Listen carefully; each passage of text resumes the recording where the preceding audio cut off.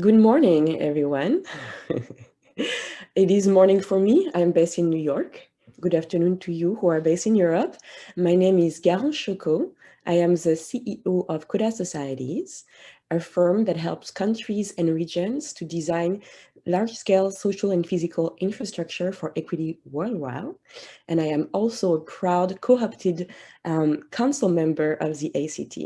It is my pleasure today to moderate this incredible panel around driving changes in finance and treasury, diversity and inclusion action plan.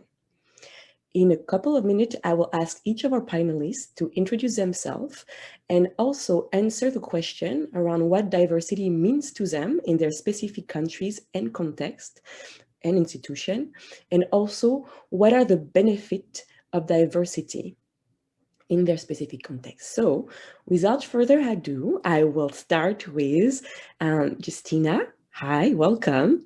Would you Hi. mind, please Well, go thank ahead and you. introduce yourself? Yes. Afternoon, good morning, wherever you are in the world.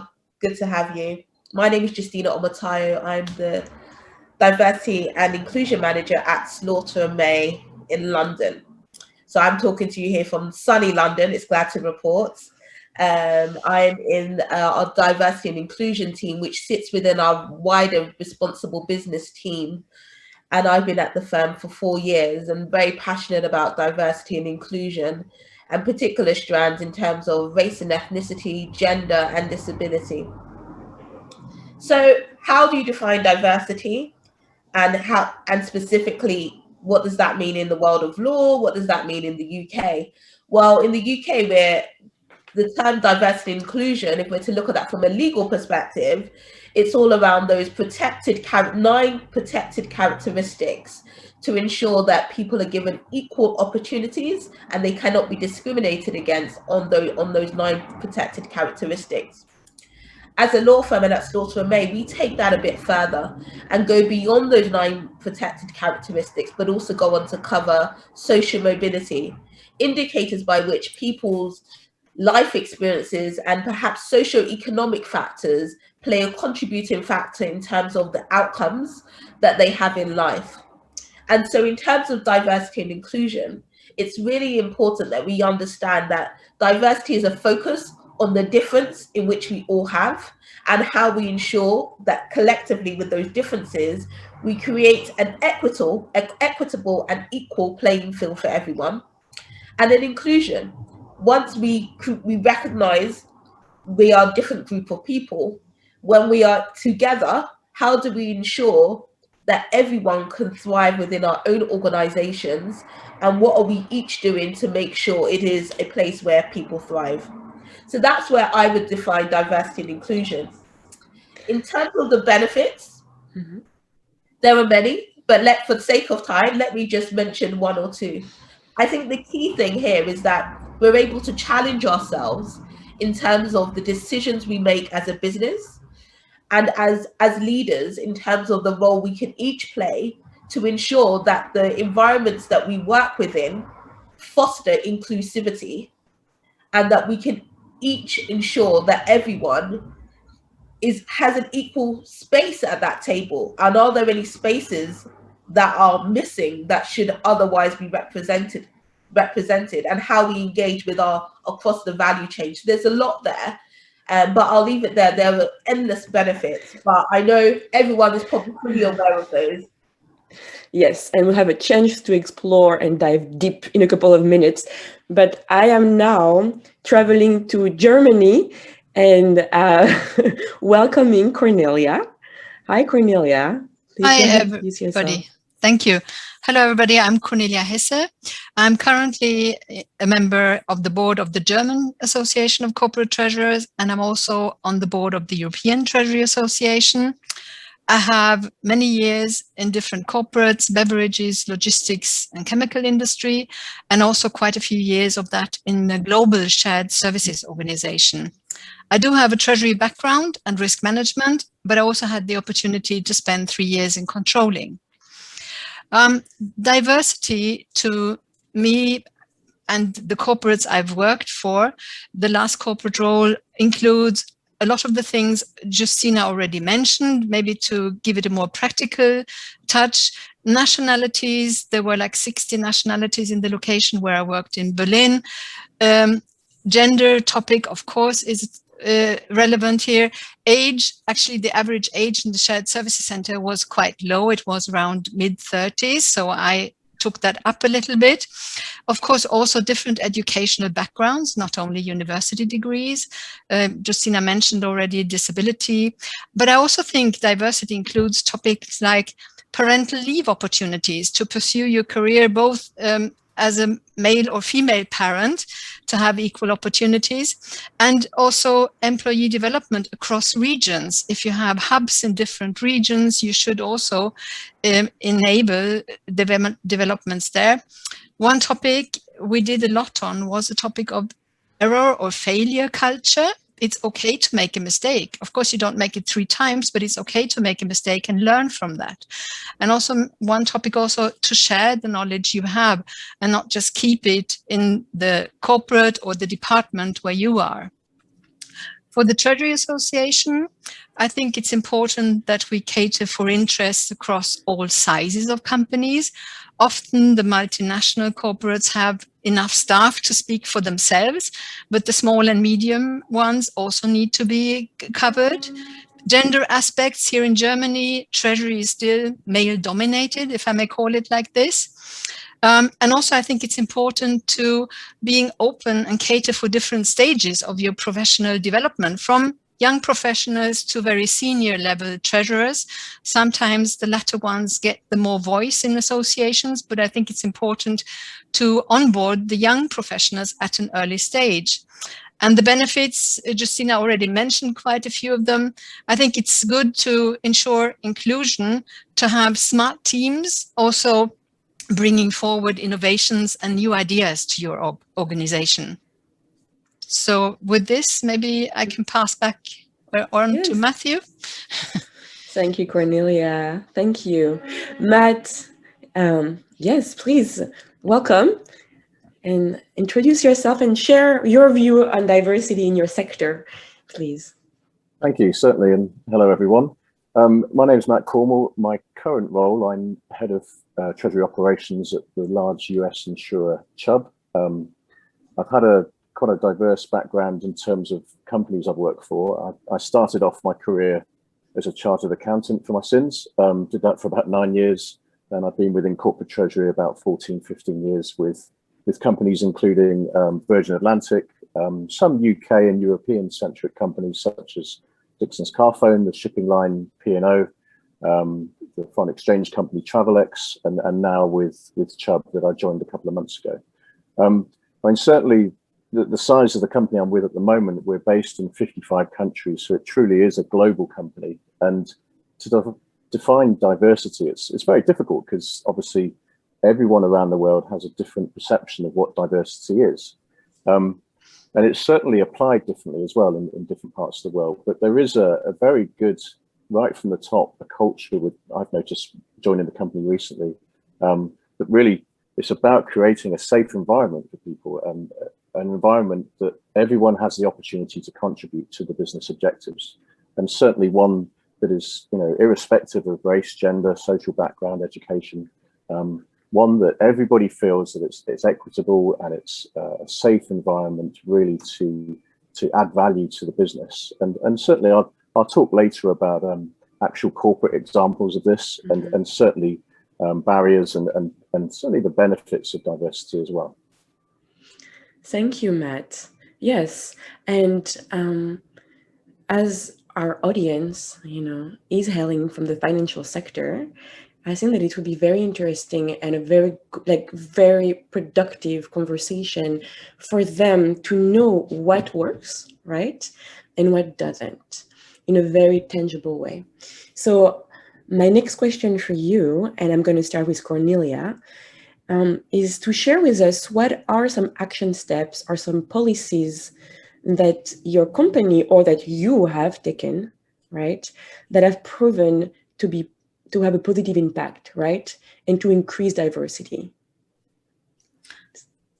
Yes. So under the buzzword agile, I will use this. I will give some practical examples from my corporate leadership role. And I think to start with, it's important that you are yourself prepared to leave your comfort zone. And I have the practical example to move into controlling from treasury, and that was changing the comfort zone. I think it's also good to be open to onboard and develop graduates, being very fresh from the start, to give them opportunities, but also to address career changes from within your company or somebody coming from a different department outside to take on these to ensure diversity. A practical approach was that I introduced peer hiring to my team. Before being socialized in the old management world, the boss decided about the new team members. Sometimes you allowed them to meet some of the team members, but I really involved the team, and also other departments did that. In the selection process, you invite the candidates to spend, for instance, half a day with the team. They get to know each other, they get to know the tasks better, and the team is involved in the process. And they are very open to opening up and not using the standard patterns for hiring people. And also it helps to understand some constraints sometimes when there are not so many applicants, because before they thought, oh, is she holding back some interesting candidates from us? But they were part of it. And it was interesting to see what they developed during this phase. They even worked out a small business case, which the candidates had to do and to present to the team. So that was an interesting aspect. Then I'm very fond of so-called work hacks. I'm not sure how much they are used in the United States or in the UK. But it's like, work smart, but not hard. And also, like Matthew said, you want to have a safe environment to include everybody. And there are different work hacks. I have 2 or 3 examples here. For instance, time boxing, which allows you to give the more quiet team members a room to also speak and share their ideas, and not the ones always talking, taking the whole time slot for the topic. So it's like 1 to 2 minutes time slots everybody gets to express their ideas. Then I've translated directly from Germany now, Eat the Frog Day, it's called, which means everything that has gone to the very bottom of your pile, or which you have been pushing away because it's not so interesting, you allocate like half a day or a day in a month where everybody in the team works on eating their frogs, so to say, and to make sure that this gets out of the pile. And one thing which the team liked very much was focus time, which means on a regular basis, maybe every 2 weeks or once a week, you focus on working only what is on your desk. You don't answer the phone, you don't answer emails in between, which will distract you from, working in a longer stretch on a topic. And for the associations, the German Association of Treasury, we have started organizing Treasury Days at universities, which is to attract graduates to Treasury through presentations from corporate treasurers talking about their daily work and to show what is going on there. And then we also have workshops to encourage female graduates to envisage a Treasury career, where we had like one mentor with 3 female students talking about certain things. And I think very important for both is that you have mentoring programs. If they are not implemented, please, as a leader, encourage your company to organize a mentoring program and make yourself available as a mentor. Thank you, Cornelia. Can I come in there? Yes, please. Just to add something on the mentoring thing, I think it's one thing to be connected and contribute to mentoring programs. I think it's also good to really challenge your HR teams or whoever's overseeing those programs to find out what are the things you can take from them. So if it's an organizational level, what are the trends? If it's reverse mentoring, what are you taking back to the board? What are you able to report that you're able to implement and create sustainable change? Because it's all good and well us being part of these programs, but let's not forget the end goal and what those programs are set out to achieve. And I think it's really important, as we give voices and opportunities to bring others into the room, that we make sure that that is being fed back right back to the business at grassroots level, so that it can really be a sustainable change throughout the organization. Yes, Justina, since you are, talking about this, and already like diving deeper, would you share, per your experience and expertise in this matter, what you are advising your company to do tangibly and what you've seen your company doing that has been, working Yeah, well, to achieve your goal, like your specific goal of diversity? Because as we mentioned, there are different definitions. and I think when let's take a step back from looking at your achieve your goals. So Mhm. I'm going to assume that I'm talking to organizations that have a D&I strategy. If you don't, then perhaps the step before looking at what things you can do is to just look at what is it we can achieve. And I know I'm talking to a wide variety of individuals from different sides of organizations, but this can be a big master plan, or this can be two or three tangible things that you want to achieve within your organization that just move the dial. So in the instance of us at Slaughter and May in the legal industry, we recognize there's a barrier that in terms of access and who can enter the career of law. So collectively, we work with Slaughter and May has its own approach, but we also appreciate, I think within the last 12 months, the collaboration of working with your colleagues within the same industry, but also with clients. I think the real change has been for us has been working across that value chain. And an example of that has been, for instance, in the legal profession, there's been the creation of the GC 100 initiative, which was included a number of our clients where they set up a procedure by which they want us to report back on our data. So how are your teams being staffed? What are your suppliers? How diverse are those groups? And I think that's been an amazing implementation, because number one, we're talking to clients about the subject matter, so there's a joint accountability and transparency, and also vulnerability, because let's also understand none of us have this mastered. We're all learning, and trying to progress, push the agenda further. So what I found really interesting on the sharing of data and how teams are staffed is when you're able to set yourself targets as to where you want things to be, recognizing where they currently are. And this can be on a variety of things. So if your team is really small, or you're working with a supply chain that's really limited, you have to be careful, because you don't want to divulge protected characteristics that then don't anonymize particular individuals, so therefore you're not protected. So you've got to do it in a way that works for your organization. But in our case, where you'd have teams of 20, 30 people working, we're able to highlight what is the gender balance of the particular work we're working on, and then we group together other diverse groups, because if we were to break down into perhaps race and ethnicity, it does mean people are identifiable, and not everyone is at that stage where we want to be identified individuals. So that's one tangible step. So hold your supply chain, your value chain accountable. Let us all make steady progress, and what's being asked of you, do you require that of others? Because I think that's where we're able to really build momentum.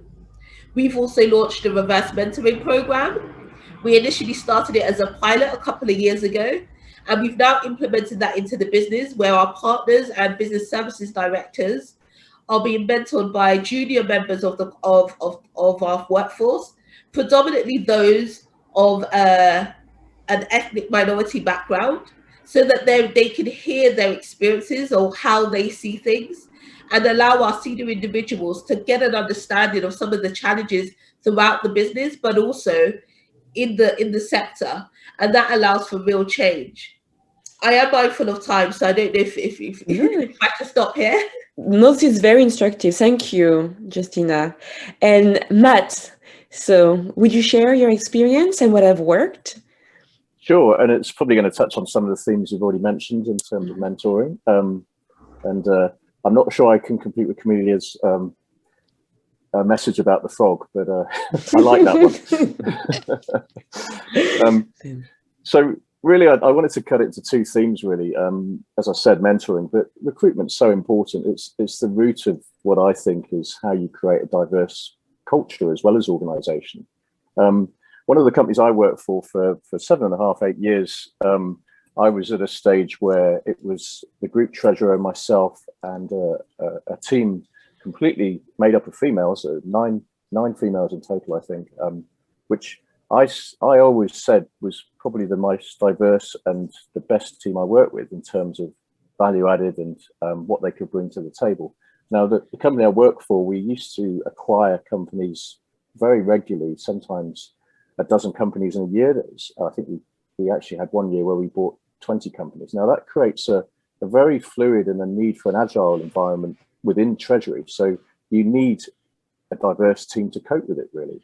And to give an illustration of that, as I said, it was 100% female team apart from me and the group treasurer, which is very unusual in Treasury. And that did include the current president for the ACT, Agnes, who may be listening. But also, it's so important to have different skill sets, different ages, different social backgrounds, different genders, all throwing ideas into what I already explained was a very flexible and very fast-moving environment, really. And each of those people, there was 20 years in age experience and different qualifications, social background, and certainly progression through the Treasury world. And it really did help having that multitude of different skill sets when we had to integrate companies so quickly. So that was a real case I remember from my career where that actually proved very valuable. In terms of the comments that Justina was saying about the value chain, it really helped. And then very closely to that, mentoring, that can be done, I found, actually in more of an informal way rather than a formal mentoring structure. To Justina's point, again, you really do need to have a diversity policy or a structure in place that meets the needs of the company. You don't have one solution that fits all. And mentoring is very, very good in terms of elevating those that may feel there's preconceptions against them. They may feel that they may just be a shy individual, but also they may feel that there's barriers they don't want to bring to the attention of their manager. So you have an informal environment, it can elevate their position. You can push them, you can really give them more confidence in what they're doing, irrespective of where they may feel they felt they've been restricted in their career. So it's important to show as a role model, but also mentor and elevate that person's position. Purely, really, I say always on capability. If they show capability and enthusiasm, it doesn't matter about anything else in the team. I really do feel strongly about that. And really, the last point I think is being proactive about this, because often, as I said, some people feel restricted in even their own social norms or their own preconceptions. Unless you're proactive, it sometimes brings people out of their shell and actually helps them as a character and develop their career as well. So there's a number of themes I touched on there. Yes, no, thank you. I thank the three of you for providing such practical tips. And also, I think that we're having this conversation about diversity because it's not an easy task, right? And we may find and we are finding some roadblock around the way. And so I believe that it would be also very good for the audience to hear from you what type of barriers, and obstacles they may encounter as they are trying, all working on making their environment more diverse. But I don't want to end on a negative note. So it's like more so the barriers, but also the way in which you've been able to circumvent them, right? So I will pass the mic to Justina Justina to start us with that. Thank you. One of the main barriers is the main benefit, which is people. Mm-hmm. We are our own barrier because it requires the buy-in of all. Mm-hmm. And particularly with diversity and inclusion, when you're talking about in most instances, a marginalized group of people, which you now need the buy-in of the mainstream. And how do you bring the mainstream into the conversation, that recognizing that what we're advocating for brings about positive change for us all? So I think one of the key barriers is ensuring that you break down any blockages that people have. So getting the buy-in of the wider population. And then another thing is how you measure so that it's objective and fair, and putting those policies in place. Because I think another barrier is what you can't measure, you can't manage. And I'm talking to numbers folk on this call. So it's really important that once upon a time, the hearing the lived experiences of individuals was not sufficient evidence to warrant putting particular procedures in place. But I'd like to hope that after the last year, there's been enough evidence base there to recognize that actually people's experience is enough, even if you can't measure it. And then maybe to talk about one last benefit of how we overcome it, it's definitely been the rise of ESG. Because now investors are holding us accountable as businesses. And if we want access to that cash, we're going to have to be accountable. We're going to have to be transparent, and we're going to have to make some changes. And it just becomes a bigger priority in the boardroom. And who doesn't want that? So I think with those changes and the priorities it's now taken, particularly not just on the environmental side, but also on that social. There was a lot of focus on the E, and now it's moved to the S. Justina, I'm sorry to have to cut you. That's okay. Because it is fascinating and this is so true, and thank you, and so tangible. I really appreciate it. I will ask Matt, please, if you can share some of the barriers.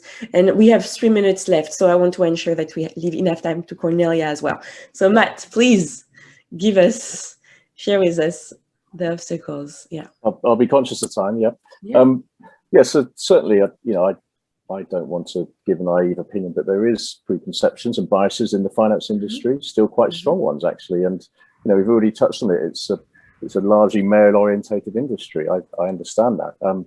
Certainly within Great Britain, there's preconceptions over social status or even education, what university you went to. That still does exist, unfortunately.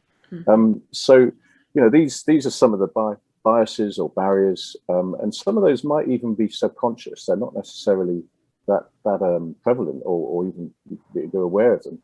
So really, how do you get over those? It's not easy, but it's about, I think it's all about empathy and emotional intelligence, and actually understanding whoever you are up against in that preconception, understanding what drives them and why they think that, and where you could possibly educate them to change their opinion on things.